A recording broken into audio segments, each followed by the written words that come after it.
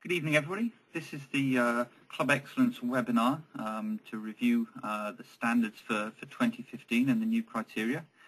Thank you very much for joining me. I'm seeing the names log on, and it's great to see some fantastic club volunteer names on the list here, which are very familiar to us, and great to have your support again for another year of Club Excellence. The purpose of this webinar is to really give you a brief insight into some of the changes to the process and the criteria. We've really advanced things for 2015, including the larger technical component. So we're going to go over a bit of a recap of that, as well as the staff that will be supporting this program.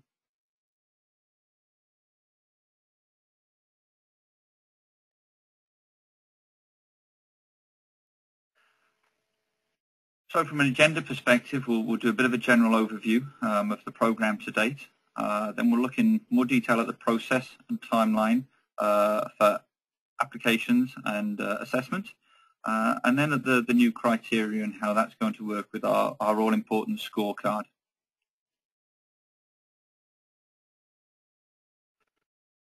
So from a general overview perspective, the underlying purpose of Club Excellence and the Club Excellence Award is to provide a framework for clubs to work within. We get sort of two variants on this. One is a new club starting up, and what should a new club have, what should it look like. So we wanted to provide that sort of guidance, and also to clubs that want to keep challenging themselves, so they feel that they're doing everything they can, but is there anything that they're missing that they could add on to their programs or the way that they deliver their programs in the community. So that's where Club Excellence really started. There are certainly other models around the world that we looked into when we first started Club Excellence back in 2007 and early 2008. And we took some bits from each of those, but importantly we looked at what was really relevant to Ontario soccer clubs. The great part about this is we get to share that best practice, so we're sort of that neutral platform where Club A might not necessarily want to share some of this with Club B or sort of an obvious rival, but we see this as a bigger picture piece. If the club's doing something great, then it would be fantastic if we can share it with other clubs right across the province and have that best practice being delivered in the community. From examples where we've borrowed something from a club in Niagara-on-the-Lake and been able to share it with a club in Thunder Bay. So it really is sort of a province-wide sharing of best practice. We're also attempting to proactively address trends. So from a legal perspective, we help carry that message around things like the AODA, the Accessibility for Ontarians with Disabilities Act, and the implementation of that law a couple of years ago. And also the current discussion around ONCA, or the Ontario Not-for-Profit Corporations Act, and how that will affect clubs. So as we begin to absorb that from a provincial perspective, we work with our districts to help them through board meetings and district relationships, but also that works with clubs as well that are also going to be affected. So that's sort of the legal side. From a social side, we look at the bigger agendas out there. So we recently did some work with New Canadians in the Ottawa area and engaged the local Club Excellence clubs there. And also the current hot topic at the office is around disability soccer and athletes with a disability, and again sort of addressing those trends, sharing that information with other clubs, particularly when we have some great club leaders out there. From a cultural perspective, this is really sort of sport and soccer focused. We've worked on the implementation of respect in soccer within our clubs, and again engaging the Club Excellence clubs in that first sort of conversation around what works and how best to deliver this to the whole Ontario club system. And also tobacco-free sport, which was brought to us by the Health Ministry for Ontario, and we worked to get that out into clubs, and through the Club Excellence Awards program, that really worked quite successfully. And with all those put together, we're trying to build a better soccer structure for Ontario. We've got some great work that's been achieved over the last 2 or 3 years with regard to long-term player development from the grassroots programs, the grassroots matrices, OPDL, and into the national programs, the RECs and the NECs.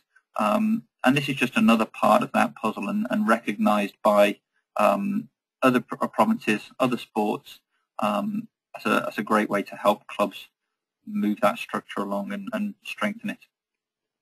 So progress to date, 90 clubs have been through the program and counting.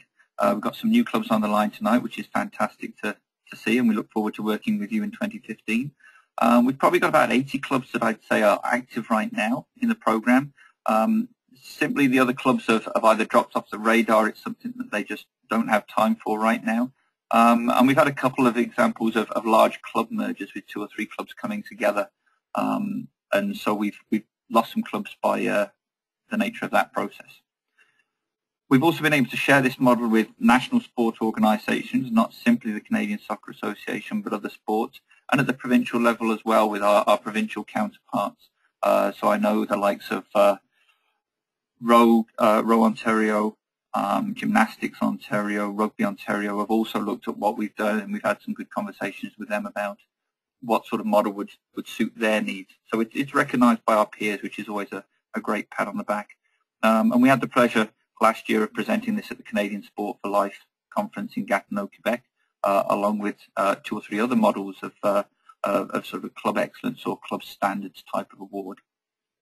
And also just looking back retrospectively on the OPDL license holders and the 16 that are active right now, moving into 2015 and their second year, 15 of those are current Club Excellence awardees at either the silver or the gold level. So it's been another nice sort of progression for them, that they seem to have got a good steady bedrock with their Club Excellence criteria, and now they've moved on to that higher level with regard to technical standards within the OPDL. So we're often asked about the tangible and the intangible benefits of the Club Excellence Award. Two of the sort of the quick throwaways here are CSA and OSA event involvement. Simply by virtue of being a Club Excellence club in the program, we know about you. We know more about you. We've got a better relationship with you, and we've had some good meetings and discussions about what you're doing as a club. So it reassures us and makes life a bit easy for us if we get asked to nominate or put forward a club to attend an event, that we would go to one of our Club Excellence clubs first of all. And we've done that with a couple of events certainly in the last year. The World Cup Trophy Tour that happened last year on its way down to Brazil, we were able to invite a couple of teams from Club Excellence clubs to go and attend and see that trophy up close and personal. And we also annually are donated the CSA's box at BMO Field in Toronto for 2 TFC games of our choosing. We normally do those around August and September, being careful to avoid the Canadian National Exhibition. And we do a draw to bring down 2 members of Club Excellence clubs to come and just mingle, chat with OSA staff, and pick people's brains and just enjoy hopefully a good game of soccer. No guarantees though. But more importantly, it's the intangibles. It's the club recognition from your peers, from the community, and also really importantly from funders. So it's nice to have that status or that recognition when you attend district meetings or events that you are part of a Club Excellence club, and that comes from your peers. From a community perspective, it really shows that you are not simply a club serving your community, but you've gone that extra mile. You're doing additional pieces that every other club might not be doing. So you are really advancing the game and supporting your community. And from a funder's perspective, we are now approached by Ontario Trillium Foundation when they have applicants from Ontario soccer clubs to find out if they're in the Club Excellence program. The Club Excellence program is a great success from a Trillium perspective, and has stood the test of time since our funding was finished with them. So it's kind of come full circle now that they like to see that clubs are in that program as well, and other potential funders will see that, again, you're a club that's going above and beyond. And then we also have our club-specific projects. So there might be opportunities to get involved in community-level activity, pilot projects, those sorts of things that, again, we'd like to reach out to the Club Excellence clubs as our first port of call. as I mentioned earlier, we did that with the New Canadians project in Ottawa, and connected a lot of New Canadians with the Club Excellence clubs in that environment. Again, it's simply because we know a lot more about you and we have a stronger relationship for that. So it reassures us when we're sending people in the right direction. So back onto the standards for the criteria for 2015. Step one is what we're calling a letter of intent, which we did last year and worked quite successfully. So it can be submitted by mail or email from the club president. We need the head of the club and the organisation to be aware of the fact that the request is being submitted. So from the club president, if the club president's not on the webinar right now, please give them a nudge and put something together. Received at the OSA office by 5 p.m. on March 31st. That simply then allows us to work out how many clubs we're working with and manage our workload accordingly, so we don't have clubs kind of popping up halfway through May that want to get on board. So March 31st is a strict deadline there. In the letter of intent, should state the club name, the award level that you're aiming for, whether bronze, silver or gold, and the Club Excellence champion. So this is the person who we're going to liaise with on a regular basis.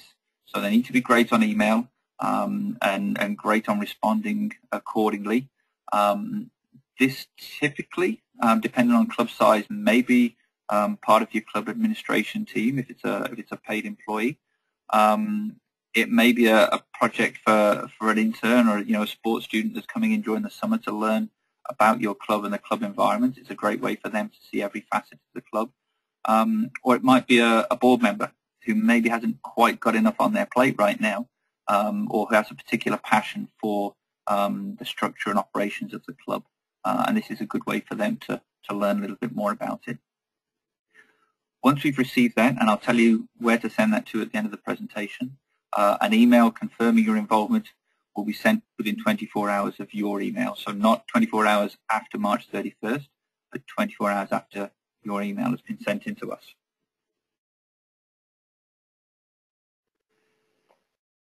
Step two, and the application process is probably the most satisfying part of this process, if you like, and something we changed, again, we changed up last year and worked quite successfully with almost all of our clubs.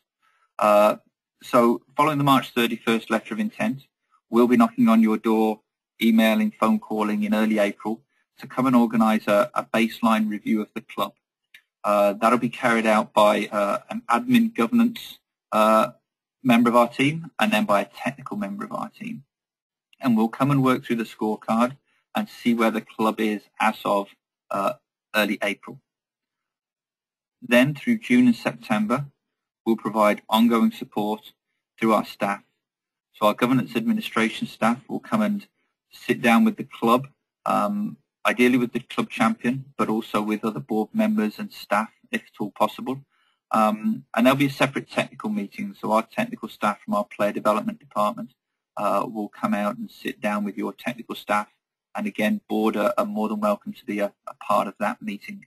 And then from June through to September, we'll work as a big team to get you through and to ideally the level you're aiming for, and we'll work through that on the scorecard, which I'll talk about shortly. Again, this is part of a big team. So district associations will be informed of your entry into the program. They'll be copied in on that confirmation from your letter of intent. Importantly, they confirm your status of good standing within the district. And they're also there for ongoing support. So while we as OSA staff may be able to provide some guidance from a sort of an OSA policy perspective, district associations have that real local understanding and local knowledge that can help you with your club application as well. So please look up on them as a resource during this process. And then finally, step three, the submission of your application. So that needs to be with us by September the 30th at 5 p.m. We're requesting both a hard copy and an electronic copy. The electronic copy will be kept with us at the OSA for records with regard to reviews after each 2 years. The hard copy will just be an assistance for us to make life easier during the review of the application, and will be returned to you. So on completion of the award and the decision being made, that hard copy will be returned to you. And I know that some clubs really do use that as a great record and a go-to document within their club. Please, please, please section your application to reflect each criteria as it's presented in the scorecard. We tend to struggle year on year with finding certain pieces, and we have some great examples out there of clubs that have labeled and tagged and tabbed every possible part of their application, which makes life an awful lot easier. If you can do that and make it match the scorecard and the flow of the scorecard, that will make life immeasurably easier for all involved. I'd also recommend that if a certain document has to appear in more than one place, that it simply gets copied and also submitted in that additional spot, which is typical practice that we deal with provincial reporting. So if we look at the split here, the two areas, governance administration and then technical. Starting with governance administration, we've increased from 32 to 52 criteria. So quite a jump there, but we've really aimed to make that a lot clearer with sections related to OSA policy, club administration, workforce, which would include volunteer and paid staff, and then risk management. And I think you'll see when you read through the scorecard that they are quite logical and hopefully easy to follow. Bronze level remains almost identical to previous years, requiring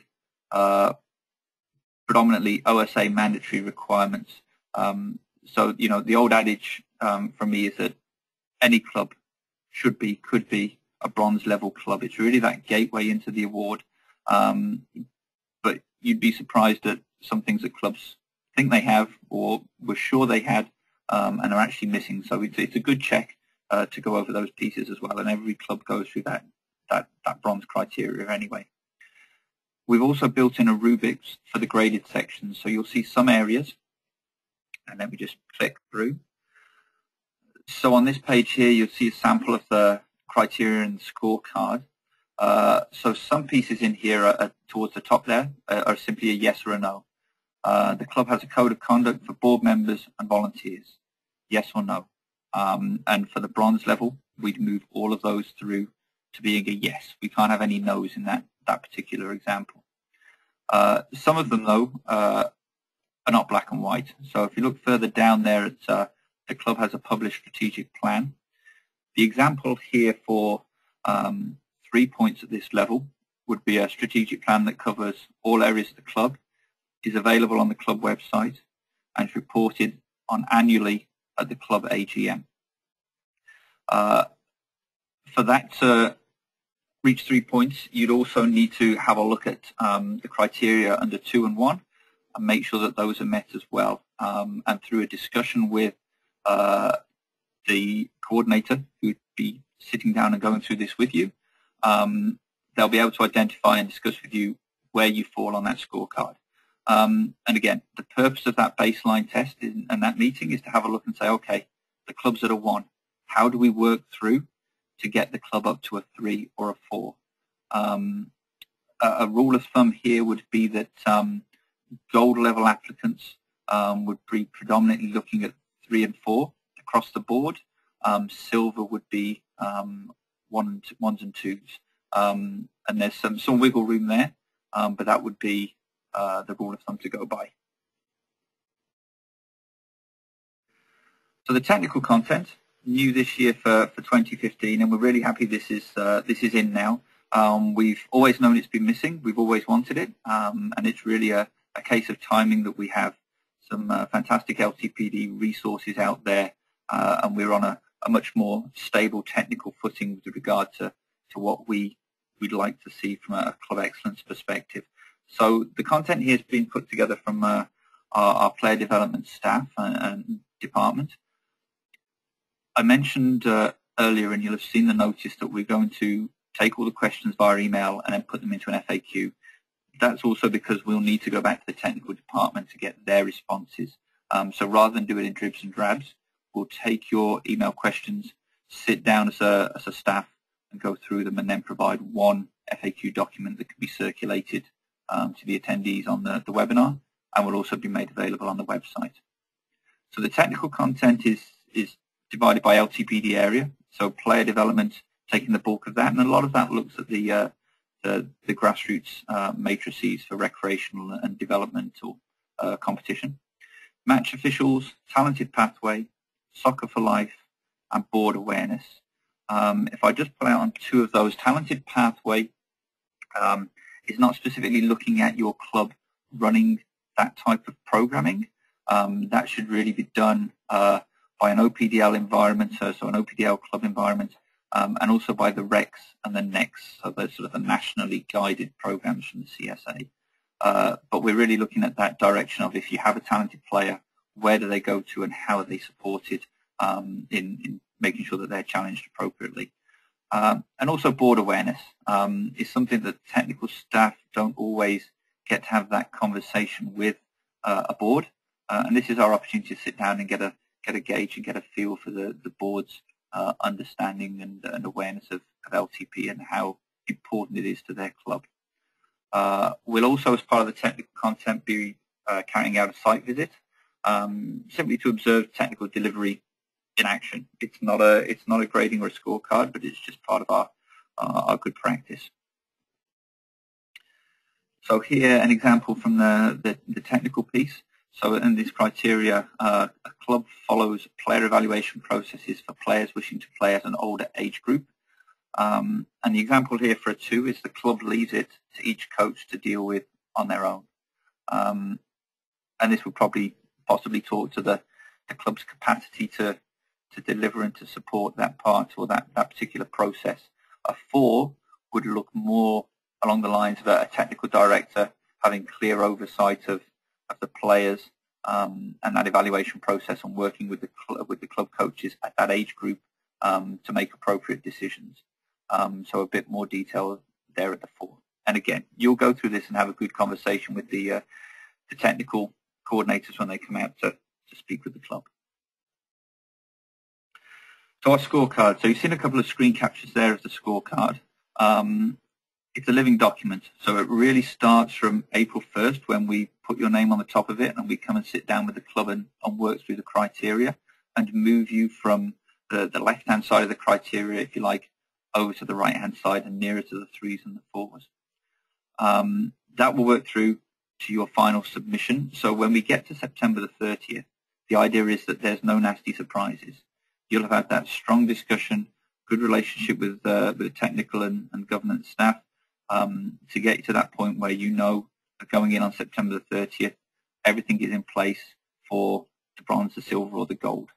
That's our plan, that's our vision. So please, if there are any concerns during the process, make sure you raise a hand, whether it's to myself as the manager of the program or to the coordinators that you're working with. The scorecard has built-in links with resources to either OSA documents or to external websites that we would suggest a best practice or recommended reading. So that will help you meet some of that criteria. We'll also maintain ongoing notes and any sort of discussion notes with OSA staff will be tracked in that document as well. So at the end of a meeting, if you meet with the coordinator on the Thursday, we'll take it away for a couple of days just to tidy up any notes and pieces that we need to complete. And we'll email you back a copy of that scorecard so everybody knows at what stage we're at and where the gaps need filling. So operationally, we have split the province into east, west, and north. So in the east, we will have Ramin Mohammed working from a technical perspective as part of our player development program, and Sharon Tomasos, who many of you will know, will take the administration and governance lead as part of the membership services team.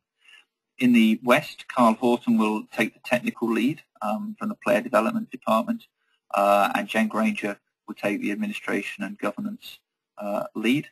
And in the north, I will cover that alongside Bobby Lennox, who manages and heads up the player development department. So he'll look after the north from a technical perspective. The delivery will be through site visits, as many as we can make to your club.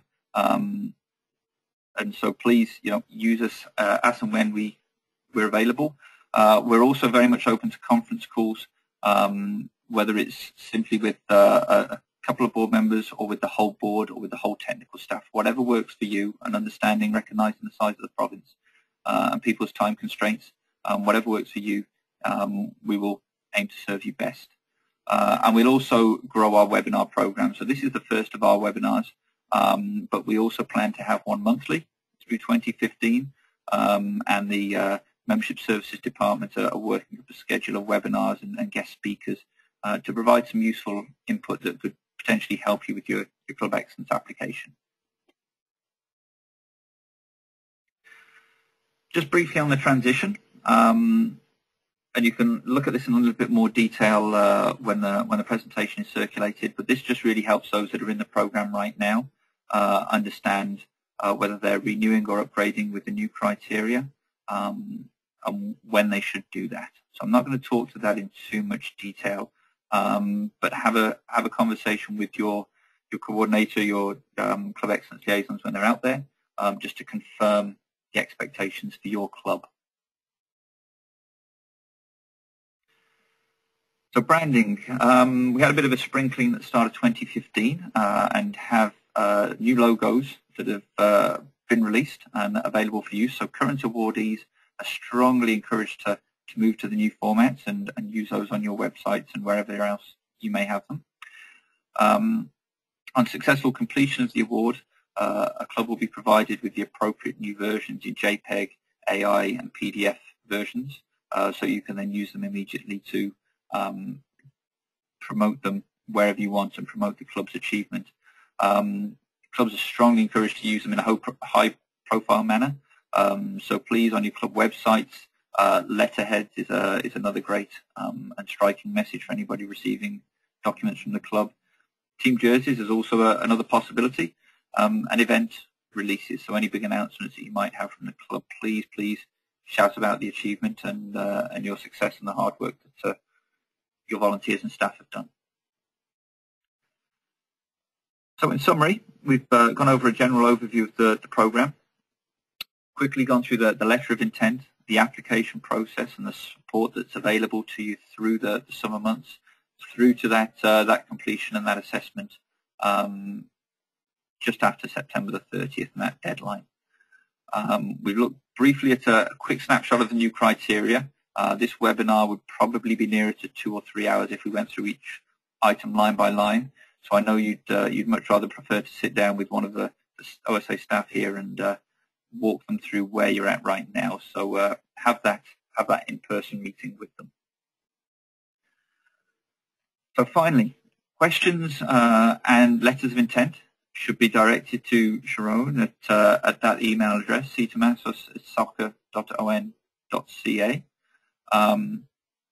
We will then meet as a team, both the player development and membership services team, to put together that FAQ document, and we'll make it available on the OSA Club Excellence website and webpage. But we will also email that out to all of you as attendees, so you don't have to go searching for it in the first instance. And we'll also attach a copy of this presentation for your records, and if you need to circulate it. So finally, the only thing left for me to ask is that you get that letter of intent in before March 31st, and we'll look forward to working with you through 2015 and the summer. Thanks very much.